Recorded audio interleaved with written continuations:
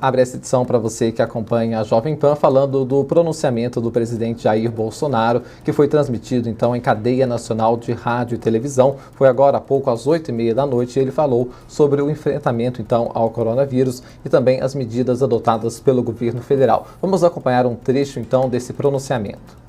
Tenho a responsabilidade de decidir sobre as questões do país de forma ampla, usando a equipe de ministros que escolhi para conduzir os destinos da nação. Todos devem estar sintonizados comigo. Sempre afirmei que tínhamos dois problemas a resolver: o vírus e o desemprego, que deveriam ser tratados simultaneamente. Respeito à autonomia dos governadores e prefeitos. Muitas medidas, de forma restritiva ou não, são de responsabilidade exclusiva dos mesmos. O governo federal não foi consultado sobre sua amplitude ou duração. Espero que, brevemente, saímos juntos e mais fortes para que possamos melhor desenvolver o nosso país. Como afirmou o diretor-geral da Organização Mundial da Saúde, cada país tem suas particularidades, ou seja, a solução não é a mesma para todos. Os mais humildes não podem deixar de se locomover para buscar o seu pão de cada dia. As consequências do tratamento não podem ser mais danosas que a própria doença. O desemprego também leva à pobreza, à fome, à miséria, enfim, à própria morte. Tá, então, um trecho da declaração do presidente Jair Bolsonaro, que foi transmitido então em cadeia nacional de rádio e televisão. Ele também falou sobre o medicamento cloroquina. Vamos ouvir. Tenho a responsabilidade de decidir sobre as questões do país de forma ampla, usando a equipe de ministros que escolhi para conduzir os destinos da nação. Todos devem estar sintonizados comigo. Sempre afirmei que tínhamos dois problemas a resolver: o vírus e o desemprego, que deveriam ser tratados simultaneamente. Respeito à autonomia dos governadores e prefeitos. Muitas medidas, de forma restritiva ou não, são de responsabilidade exclusiva dos mesmos. O governo federal não foi consultado sobre sua amplitude ou duração. Espero que, brevemente, saímos juntos e mais fortes para que possamos melhor desenvolver o nosso país. Como afirmou o diretor-geral da Organização Mundial da Saúde, cada país tem suas particularidades, ou seja, a solução não é a mesma para todos. Os mais humildes não podem deixar de se locomover para buscar o seu pão de cada dia. As consequências do tratamento não podem ser mais danosas que a própria doença. O desemprego também leva à pobreza, à fome, à miséria, enfim, à própria morte. Do presidente Jair Bolsonaro, a gente, na verdade, ouviu então novamente a declaração dele falando justamente sobre a questão dos estados que têm autonomias para adotar medidas restritivas em relação ao coronavírus e também então detalhando aí as ações do governo federal. Esse pronunciamento que sim também tratou sobre a questão da cloroquina, esse medicamento que está sendo usado com sucesso, né, em casos de coronavírus. Bom, para analisar então esse pronunciamento do presidente Jair Bolsonaro, detalhar então como foi essa fala e a repercussão em Brasília, nós vamos conversar agora ao vivo com José Maria Trindade, o nosso comentarista que fala diretamente da capital federal. José Maria, uma excelente noite para você. Gostaria então de uma análise desse discurso. Pois é, muito boa noite, Marangoni, boa noite a todos. Olha, havia toda uma expectativa diante deste depoimento, deste pronunciamento oficial do presidente Jair Bolsonaro. Logo pela manhã ele se reuniu com o ministro da Saúde, Henrique Mandetta, que voltou a seu discurso tradicional, dizendo que haverá dificuldades pela frente e o cenário não muda. E ele afirma que é continuar trabalhando. O pronunciamento do presidente Jair Bolsonaro não surpreendeu com medidas novas, como havia certas expectativas por aqui, de que ele defenderia o liberou geral. Pelo contrário, um tipo de prestação de contas, o que eu estou fazendo. Olha, o presidente Jair Bolsonaro, Marangoni, mostra aí de que ele é o chefe do governo e que ele nomeou os ministros e que não há governos paralelos. Esta é uma espécie de vacina que o presidente Jair Bolsonaro está exatamente aplicando contra informações de que existem governos paralelos na saúde, na economia. Ele está dando uma demonstração e fazendo uma prestação de contas publicamente de que, na verdade, ele nomeou os ministros e é o chefe. Colocou o seu posicionamento, mas de uma maneira bem acima dessas disputas ideológicas que estão ocorrendo no dia a dia. Por exemplo, ele reafirma que tem que ter uma visão mais ampla. Na verdade, se explicando, Marangoni, porque em algumas, vamos dizer, desinformações dão a impressão de que o presidente estaria diante da escolha de salvar a economia ou salvar vidas humanas. E é possível os dois, segundo o próprio presidente Jair Bolsonaro. Ele confirma essa aposta mesmo na cura através de remédios, né? E esta é uma possibilidade. Mas ele não fala em interromper o processo, mas dá sinais de que o governo está preparando um relaxamento mais progressivo, né? É um depoimento importante também, porque ele chama governadores e prefeitos para um diálogo. É preciso, num determinado momento, que o governo federal, né, se reúna com representantes dos estados e dos municípios e definam uma linha comum.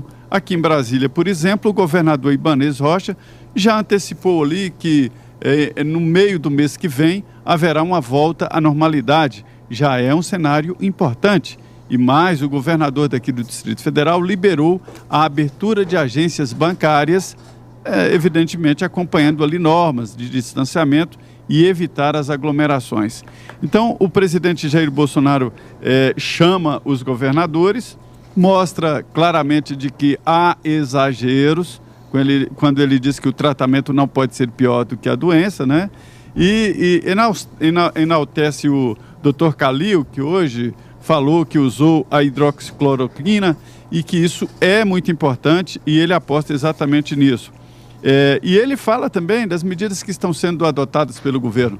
Faltava isso, o presidente da República dizer que está adotando medidas, porque quem está prestando contas todos os dias é o ministro da Saúde, Henrique Mandetta, e o ministro da Economia, Paulo Guedes, em cada setor, dando a impressão de que ele estava fora, e ele dizendo, opa, peraí, eu que nomeei esses ministros e eu sou chefe dessas pastas, né? Então ele diz claramente exatamente isso, e fala da liberação do salário de R$600, né, o salário emergencial, complemento de Bolsa Família e liberação de recursos do FGTS.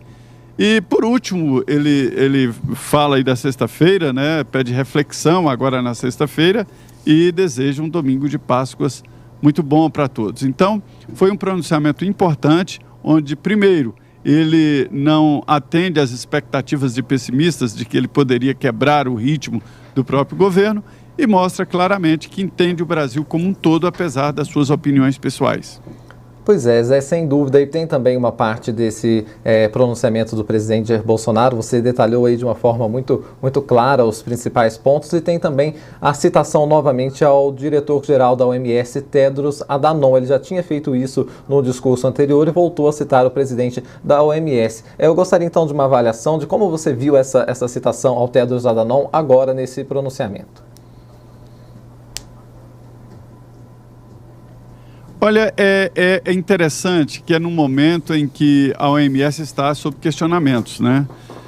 Houve nas últimas décadas a criação de tratados e de organizações mundiais e elas tomaram um papel muito importante, e são importantes, mas como processo de assessoramento. E há em vários países, inclusive aqui no Brasil, defensores de que estas organizações tenham poderes até acima dos mandatários legais. As organizações mundiais, inclusive a OMS, não tiveram votos, elas não mandam, elas não podem determinar ações dos governos, muito menos do governo brasileiro, né? Vejamos que hoje o próprio presidente dos Estados Unidos, Donald Trump, disse que vai interromper o fluxo de dinheiro para a OMS. Os americanos é que são os financiadores da OMS. E a OMS é muito mais pró-China do que pró-americanos. Então há uma divergência. E como uma organização de assessoramento e de sugestão, eu acho muito importante, mas não com essa importância toda que alguns dão a essas organizações mundiais. E o presidente Jair Bolsonaro, nesse pronunciamento, volta a falar, né, da importância do assessoramento, das sugestões, mas diz que vai seguir e mostra a sua opinião clara de que é preciso também pensar na vida. A vida tem que continuar, ou na semana que vem, ou no mês que vem, enfim, num determinado momento é preciso retomar a vida, reabrir os negócios e voltar para os empregos. É esta a preocupação do presidente Jair Bolsonaro, guardando o respeito ao funcionamento também da saúde e dizendo, Marangoni, pela primeira vez o presidente mostra que há uma disseminação de ódios, ele dizendo que sente as mortes, lamenta aí com as famílias, né? Porque muita gente achou ou passou que o presidente estaria dando prioridade para a economia em detrimento das mortes, né? Pois é, Zé Maria, claro que não existe uma dissociação entre uma coisa e outra, as duas estão sempre muito relacionadas, é importante ter atenção para os dois pontos. Zé, eu gostaria que você permanecesse na linha aqui para a gente continuar a nossa conversa, mas vou trazer também aqui para o debate para conversar um pouco sobre o pronunciamento do presidente Jair Bolsonaro, o comentarista Paulo Matias, que também nos atende aqui na Jovem Pan. Paulo, uma excelente noite para você, eu gostaria que você também fizesse então uma análise desse pronunciamento de hoje do presidente Jair Bolsonaro. Marangoni, boa noite Zé, tudo bem com vocês? Um prazer estar aqui novamente.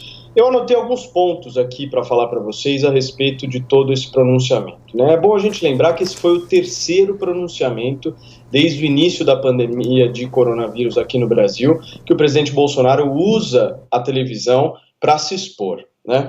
É um pronunciamento de cerca de 5 minutos e 15 segundos, onde ele fala algumas frases que me chamaram bastante a atenção, bem diferentes do primeiro pronunciamento que o presidente Bolsonaro fez, um pronunciamento, quem não se lembra, agressivo, muito ideológico, falando de poucas soluções e de mais desavenças, brigas. Ele corrigiu esse posicionamento no segundo e agora mantém uma linha extremamente positiva, que eu particularmente gostei bastante. Mas ele dá alguns recados ali nas entrelinhas que eu queria abordar aqui com vocês. A primeira frase que ele fala: ser presidente da República é olhar o todo, né? Essa é uma frase simbólica no debate entre saúde e economia, né? Onde por muitas vezes a gente vê autoridades apenas olhando o olhar da saúde, de querer salvar vidas, e esquecendo também da economia, do bom funcionamento da economia, que preserva e preserva sim vidas, né? Pela primeira vez, como o Zé Maria Trindade destacou, ele corrige um dos maiores erros que, na minha avaliação, ele cometeu desde o início, foi de não se solidarizar com as famílias que perderam os seus entes por conta de toda essa pandemia, por conta do coronavírus. Para quem não sabe, essa é a primeira vez que ele vem a público de maneira firme se solidarizar humildemente e mandando bons sentimentos aí para as pessoas que infelizmente tiveram que perder pessoas por conta do coronavírus, né?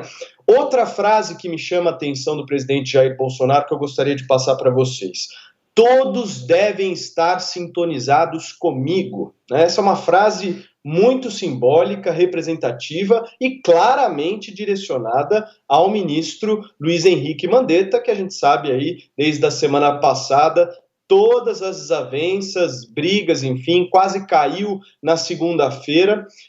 Eu acho que essa é uma frase extremamente direcionada para o ministro Mandetta.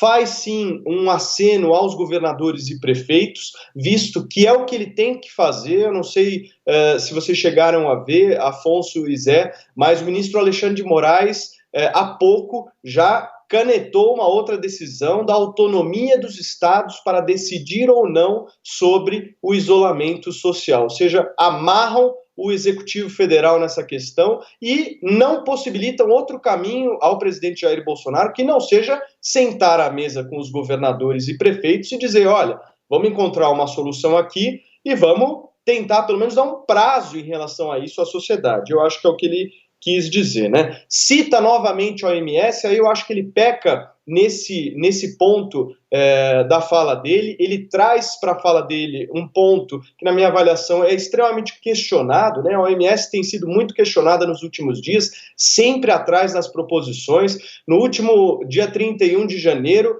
foi explicitamente contra o fechamento de fronteiras, depois voltou atrás. Agora faz um olhar meio torto para a hidroxicloroquina, não se posiciona direito, não fala a respeito do uso de máscaras de maneira clara à população. Enfim, é uma entidade que está sendo extremamente questionada, tanto é que o presidente Donald Trump hoje fez um discurso na linha até de tentar falar, olha, vamos acertar um negócio aqui, porque os Estados Unidos está financiando isso e precisa ter resultado, né? E acho que ele fez da melhor maneira possível.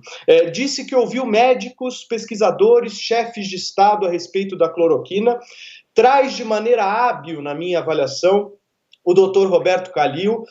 Nós, no Jornal da Manhã, tivemos a oportunidade de entrevistá-lo, a Jovem Pan, em primeira mão, entrevistou o Roberto Kallil, e, na ocasião, ele disse, pela primeira vez, que não tinha usado, né, que não deu informações claras a respeito disso, e numa segunda entrevista foi lá e comprovou que usou a hidroxicloroquina num contraponto muito claro ao governador João Dória e o seu líder aqui da área da saúde, o doutor Davi Wippe, né? Dá a boa notícia da produção de mais hidroxicloroquina na parceria com a China e fala de todas as melhorias que estão sendo feitas, como bem disse o Zé, uma verdadeira prestação de contas, e acho que o presidente está seguindo uma boa linha. Menos ideologização, né, na história toda, menos ideologia e mais trabalho, mais resultado. A única coisa que falta, que eu queria abordar para vocês, é que, na minha avaliação, nós temos que trabalhar com métricas, né? Carece um pouco, tanto o discurso do presidente Jair Bolsonaro, quanto o discurso dos governadores, referentes a métricas, né? Qual a métrica que a gente vai utilizar para sair dessa situação? Ninguém está aguentando mais ficar em casa. Ninguém está aguentando mais não apenas ficar em casa, mas ficar em casa sem saber quando que vai sair. Nós precisamos ter uma métrica. A métrica vai ser a respeito da ocupação dos leitos em cada um dos sistemas de saúde dos seus estados e municípios. Pode ser, essa é uma boa métrica. A métrica vai ser os municípios que não foram afetados ainda. Pode ser, a métrica é a junção das duas métricas que eu acabei de dizer. Enfim, precisa ter uma métrica. Eu acho que a gente precisa abordar isso. Muito bem, Paulo, eu gostaria agora de colocar também em debate a questão em relação à recepção desse discurso do presidente Jair Bolsonaro. Isso sempre é muito importante, aí tem várias nuances sobre isso, a recepção na população, nos políticos, nas autoridades também dos outros poderes. Então eu gostaria, Zé, de te perguntar justamente sobre isso. Como é que o discurso do presidente Jair Bolsonaro sempre repercute muito, desde o primeiro até o que foi dado hoje? Como é que isso tem sido, então, avaliado pelos outros poderes, pelas pessoas também no geral, o tom então adotado nesse discurso do presidente? É exatamente o que esperavam os políticos. Hoje eu conversei com alguns deputados e líderes que estavam exatamente aguardando esse pronunciamento oficial. Olha, Marangoni, tradicionalmente, aqui em Brasília, o presidente da República, em pronunciamentos oficiais assim, eles, com antecedência, divulgam o conteúdo com embargo. Isto significa que você, para repercutir, para entender melhor, você tem acesso ao conteúdo, mas fica embargado no sentido de se compromete a não divulgar, não publicar, né, até o momento que o presidente, para não perder o impacto. E, neste caso, o presidente não vem liberando o conteúdo nem com embargo. Vem um carimbo da presidência da República com embargo, né? E geralmente todos obedecem o embargo, isso é tradicional aqui.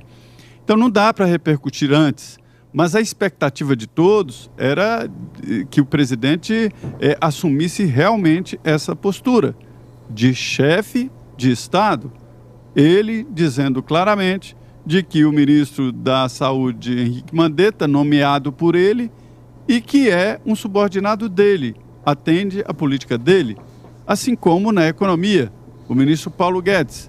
Tanto é assim que ele chama a atenção pelas medidas adotadas pelo ministro da Economia, tanto a liberação do salário emergencial, como o complemento da Bolsa Família, como a liberação do FGTS. São muitas medidas adotadas pelo presidente. E ele tenta deixar claro ali situações que nós já entendíamos como claras, mas que para a população geral não era assim. Agora, sobre a política, por que eu digo que agrada? O discurso agrada muito. É quando ele fala em diálogo. No Congresso Nacional já não há mais expectativa nem possibilidade de acerto nem diálogo com o presidente Jair Bolsonaro. O Congresso Nacional está interagindo com governadores e prefeitos, né, e vê dificuldades com o Palácio. Mas pelo menos ele não parte para a agressão nem contra o Supremo nem contra o Congresso Nacional.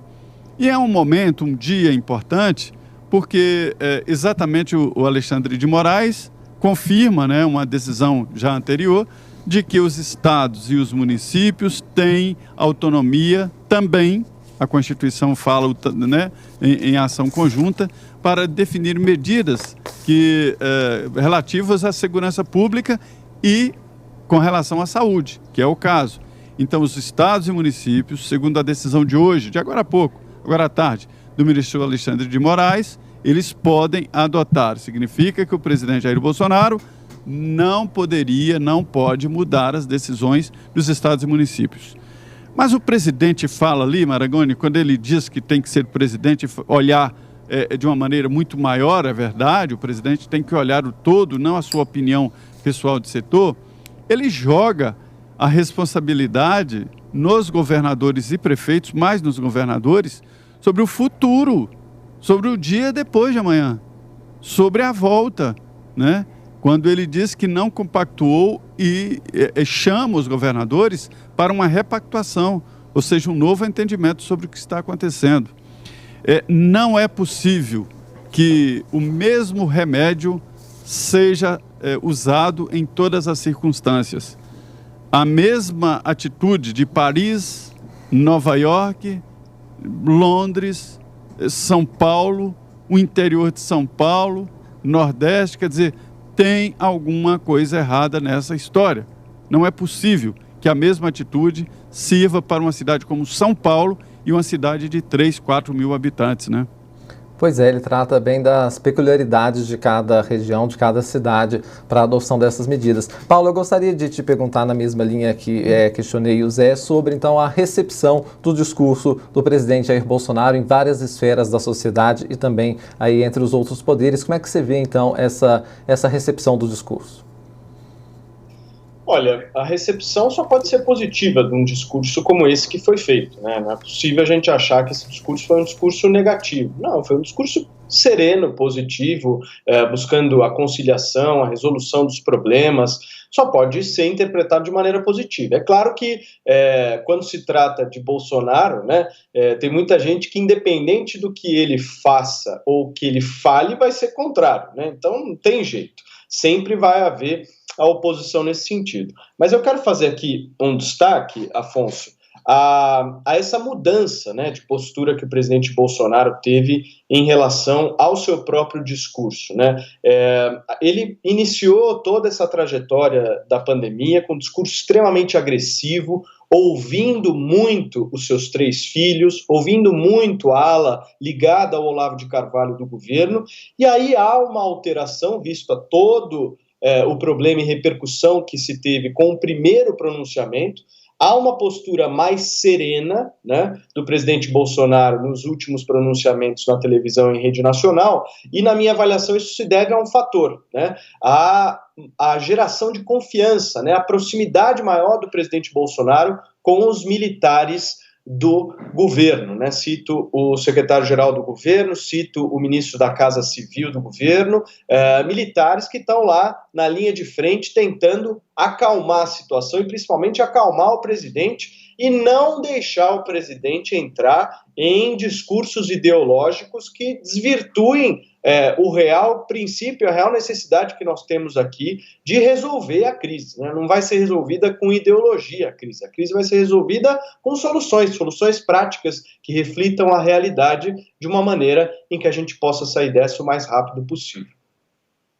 Zé, tem uma questão também sobre o discurso do presidente Jair Bolsonaro quando ele fala sobre a cloroquina. A gente lembra que a cloroquina está sendo usada com outros medicamentos, como a azitromicina, e tem apresentado resultados positivos. O presidente Jair Bolsonaro, inclusive, tem vocacionado, mostrando aí os bons resultados desse medicamento, então, para ajudar aí nos casos de coronavírus. Mas aí ele fala também, trazendo um pouco a questão do debate das relações exteriores, o relacionamento com outros países. Ele traz a questão da Índia, por exemplo, dizendo que a Índia vai trazer para o Brasil essa matéria-prima importante para a fabricação da cloroquina. Aí abre espaço, então, para a gente debater também um pouco em relação ao Brasil no cenário externo e no enfrentamento ao coronavírus. Importante essa posição, por exemplo, colocada pela Índia e falando também de outros países. A história é a seguinte, o presidente Jair Bolsonaro foi convencido, um grupo principalmente de pessoas que moram nos Estados Unidos, esse grupo convenceu o presidente Jair Bolsonaro de que existe cura para o coronavírus, para o Covid-19, e que não há interesse da comunidade científica em apressar essa cura porque ela seria arriscada. E ele se convenceu de que, no momento assim, em que morrem brasileiros e tal, ele acha que é preciso arriscar, e eu concordo, né? Em condições normais, não se pode definir um tratamento ou um medicamento sem ter certeza do resultado. Aí onde ele fala, porque este é um caso onde o tratamento pode ficar pior do que a doença, porque se houver automedicação, a cloroquina pode provocar efeitos colaterais terríveis, como arritmia cardíaca, problemas de visão, problemas inclusive renais, enfim, ela tem efeitos colaterais. Então, a defesa de quem usa, inclusive do Dr. Kalil, é que seja uma prescrição e que tenha acompanhamento médico. Ele reforça que, além da cloroquina, o Dr. Kalil diz que usou outros antivirais, usou outros medicamentos que ainda estão ali em estudo, porque trata-se de um vírus novo, né? Então, medidas novas devem ser adotadas. No caso aí da cloroquina, um grande discurso do ministro da Saúde contra o uso indiscriminado, que agora está liberado, né? Desde que obedeça a condições ali colocadas, é que faltaria a cloroquina para quem realmente precisa. O uso da cloroquina aqui no Brasil é antigo, né, contra a malária, osteoporose, lúpus, né? E no primeiro momento, quando se falou desse assunto, a cloroquina desapareceu das farmácias e prejudicou o tratamento dessas pessoas. Então, o presidente está dizendo que o governo tomou a iniciativa, já contratou da Índia matéria-prima para produzir em série aqui uma grande quantidade de cloroquina.